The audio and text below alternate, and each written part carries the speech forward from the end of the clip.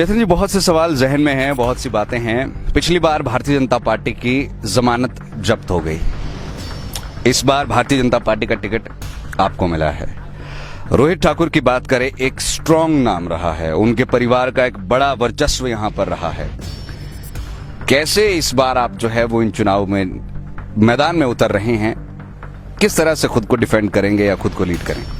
रोहित ठाकुर जी को यहाँ से 3 मौके मिल चुके हैं और मैं तो सिर्फ एक एजेंडा लेकर लोगों के बीच में जा रहा हूँ और मैं बहुत ज़बरदस्त एक इन्वायरमेंट यहाँ पे बनने लग गया है। चीज़ें इवॉल्व हो रही हैं और जो हमने सोचा था वैसी चीज़ें चल रही हैं। भारतीय जनता पार्टी डेफिनेटली पिछली बार नीरम सराइक को यहाँ पर टिकट मिला था। इस बार भी 2-3 नाम निकल करके सामने आ रहे थे कि भाई ये भी आवेदन कर रहे हैं, वो भी कर रहे हैं। अब आपको यहाँ पर टिकट मिला है, तो क्या सारा पूरा भारतीय जनता परिवार आपके साथ है या फिर वो बायफकेट होकर के इधर उधर को लगा? सब एक साथ एक यूनिट की तरह, एक डिसिप्लिन पार्टी की तरह हम सब लगे हैं। नीलम जी हमारे पूरे साथ दे रहे हैं और वो लगातार प्रचार में उतरी हुई हैं और बागवानी को लेकर देखिए कोई कॉम्प्रोमाइज नहीं होगा। किसी तरह की राजनीति हम सहन नहीं करेंगे। नमस्कार, लाइव टाइम स्ट्रीम में आप सभी का स्वागत है। मैं मनोज ठाकुर, हमारे साथ senior video journalist Ajay Bhatia ji, Mukul Dev Brihaspati ji और साथ ही में निशांत सूद जी। इस समय पर हम जुब्बल नावर कोटखाई में पहुंचे हुए हैं और ये ऐसी हॉट सीट है विधानसभा चुनावों की। अगर हम बात करें, यहां पर मुकाबला कांटे की टक्कर का रहने वाला है और एक एक वोट यहां पर महत्वपूर्ण हो जाता है। पिछली बार यहां पर समीकरण बाय इलेक्शंस में कुछ अलग दिखने को मिले थे, जहां पर भारतीय जनता पार्टी के जो कैंडिडेट थे उनकी जमानत जब्त हुई थी। साथ ही में कांग्रेस की बात करें तो विजय यहां से रहे थे और चेतन ब्रागटा एक ऐसा नाम उभर करके आया था जिन्होंने खूब वोटों को बटोरा था। आज वही नाम हमारे साथ यहां पर मौजूद है। सबसे पहले तो आपका बहुत बहुत स्वागत है लाइव टाइम स्ट्रीम में और टिकट मिला है उसके लिए बहुत बहुत शुभकामनाएं। धन्यवाद मनोज जी, बहुत बढ़िया लगता है जब भी मैं लाइव टीवी में आता हूं और आपका धन्यवाद। आज जैसे आपने मेरे को कवर किया है और अनबाइस्ड तरीके से कवर किया है, उसके लिए भी आपको बधाई और साधुवाद जी। चेतन जी, बहुत से सवाल जहन में हैं, बहुत सी बातें हैं। पिछली बार भारतीय जनता पार्टी की जमानत जब्त हो गई।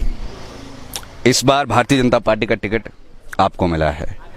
रोहित ठाकुर की बात करें, एक स्ट्रॉन्ग नाम रहा है, उनके परिवार का एक बड़ा वर्चस्व यहां पर रहा है। कैसे इस बार आप जो है वो इन चुनाव में मैदान में उतर रहे हैं, किस तरह से खुद को डिफेंड करेंगे या खुद को लीड करेंगे? देखिए, हम बहुत क्लियर है, हमारा ऑब्जेक्टिवली और सब्जेक्टिवली हम लोगों के बीच में जा रहे हैं और अपना जो विजन डॉक्यूमेंट है उसको सोशल मीडिया में और हम जाके लोगों के बीच में जाकर उसका प्रचार कर रहे हैं। बहुत क्लियर है, कुछ डिलीवरेबल पॉइंट्स है जो हमने लिखे हैं और जो मुझे लगता है कि बागवानी को हम कैसे आगे ले जाएं, जो वुमेन एम्पावरमेंट उसको हम कैसे कर सकते हैं, युवा जो हमारे बाकी जो हमारे समाज के जो बाकी वर्ग हैं, जैसे ड्रग्स को लेकर, जैसे गौ सदनों को लेकर, मैंने इस पर पूरी चर्चा करी है और एक पॉजिटिव एजेंडा के साथ हम लोगों के बीच में जा रहे हैं।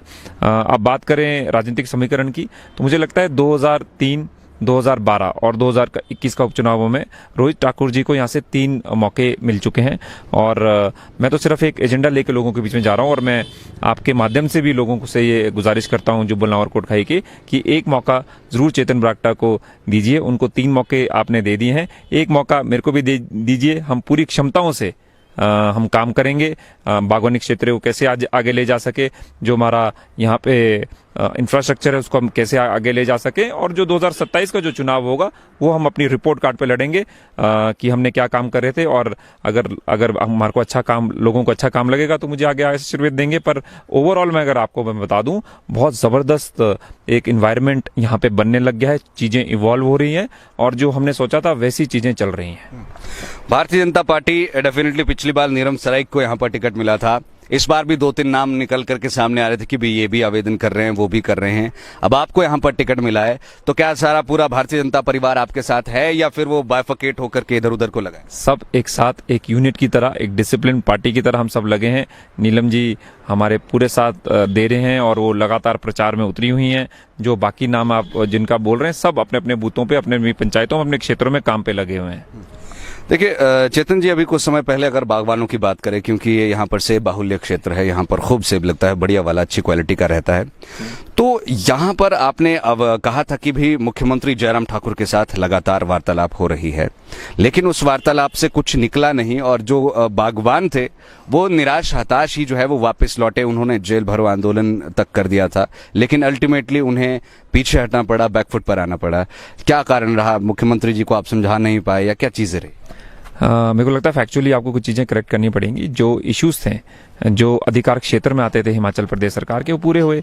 अब जैसे MIS की पेमेंट्स थी, रिकॉर्ड आज तक ये पूरे इतिहास में नहीं हुआ, और मैंने बागवानी को जो एडमिनिस्ट्रेटिवली बहुत क्लोजली देखा है, वो सारी ड्यूज क्लियर हुए। सब्सिडीज के लिए अलग से जो लंबित सब्सिडीज थी उसके लिए ईयरमार्क किया गया, जिसको हम बोलते हैं बजट।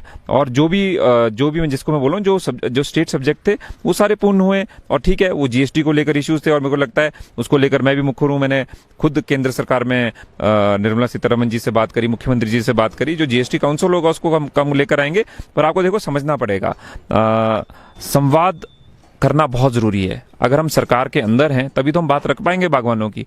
और मुझे लगता है कि जो फीडबैक हमें मिलता है बागवानों से, उसको एक पॉजिटिव और उसको हम कैसे सोल्यूशन के साथ सरकार को प्रेजेंट करें, वो बहुत इंपॉर्टेंट है। और वो जयराम ठाकुर सरकार से हमने करा, और काफ़ी चीज़ें ठीक भी हुई हैं। जो ठीक है, खामियां रहती हैं, काफ़ी चीज़ें इवॉल्व होंगी, काफ़ी चीज़ें फीडबैक के बाद ठीक भी होंगी। और जितना हमारे को समय मिला, क्योंकि आपको भी मानना पड़ेगा प्रैक्टिकली व्यवहारिक तौर से हम पार्टी से बाहर थे, तो जितना हमारी लिमिटेड कैपेसिटी थी उससे हमने काम करा। जब हम अंदर आए तो काफ़ी चीज़ें हमने सुधार करने की कोशिश करी, और ये मैं लगातार लोगों के बीच में बता रहा हूँ क्या क्या चीज़ें हुई हैं। और बागवानी को लेकर देखिए, कोई कॉम्प्रोमाइज़ नहीं होगा, किसी तरह की राजनीति हम सहन नहीं करेंगे। ठीक है, सबके अलग जरिए हो सकते हैं।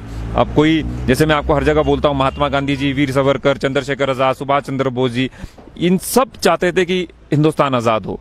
तो ये लोग भी चाहते हैं, चाहे हमारे वामपंथी मित्र हों, चाहे कांग्रेस के हों, चाहे बागवानी के जो अलग अलग जो NGOs हैं, सब चाहते हैं कि बागवानी का विकास हो। हम भी चाहते हैं बागवानी का विकास हो। मैं तो उसको लेकर लोगों के बीच में जा रहा हूं। मैं तो ब्लूप्रिंट बिल्कुल तैयार है कि कैसे हम उसको ले जाएंगे, and it is a thorough research. तो सबके जो टूल्स हैं वो अलग हो सकते हैं, पर सब चाहते हैं कि बागवानी अच्छी हो। तो कुछ प्रोटेस्ट कर रहे हैं, और मैं सरकार में अंदर रहकर मैं बागवानों की आवाज उठा रहा हूँ, और जोर शोर से उठा रहा हूँ।